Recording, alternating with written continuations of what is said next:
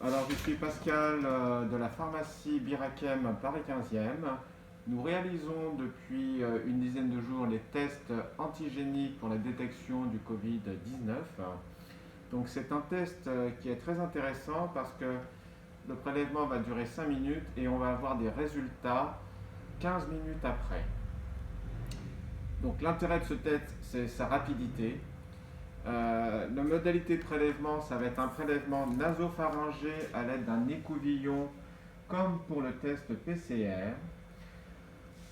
Par contre, en termes de sensibilité, le test antigénique va permettre de déterminer la positivité à partir du moment où la charge virale est suffisamment importante.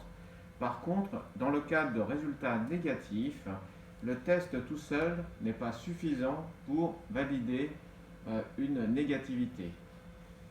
Alors, en effet, lorsque l'on regarde les courbes, on comprend tout à fait comment cela fonctionne. Ici, je rencontre le virus, la courbe de virus monte dans l'organisme pour atteindre son pic et ensuite décroître. Le test PCR est le test de référence. Pourquoi ? Parce que le prélèvement va être amplifié jusqu'à 40 fois. C'est ce qui permet d'avoir la plage de lecture la plus large pour ce test. Le test antigénique, c'est le même prélèvement, mais qui ne va pas être amplifié. Il va donc réagir avec un taux de virus plus important, et donc on a une plage de mesure moins importante que pour le PCR. Lorsqu'on regarde ce schéma, on voit donc que le test antigénique versus PCR peut induire ce que l'on appelle des faux négatifs, c'est-à-dire un résultat négatif alors que l'on a de la charge virale dans le corps. Faux négatif qui peut être au cas où on réalise trop tôt le test, ou un faux négatif dans le cadre où on réalise trop tard le test. En regardant ces courbes, on peut néanmoins déduire que l'on peut déterminer de façon à peu près sûre son statut antiviral en combinant plusieurs tests. Je fais un test antigénique à J0. J'ai deux résultats possibles. Positif, auquel cas on n'a pas de doute puisqu'ils ont une spécificité de 100%, on est sûr que c'est le coronavirus.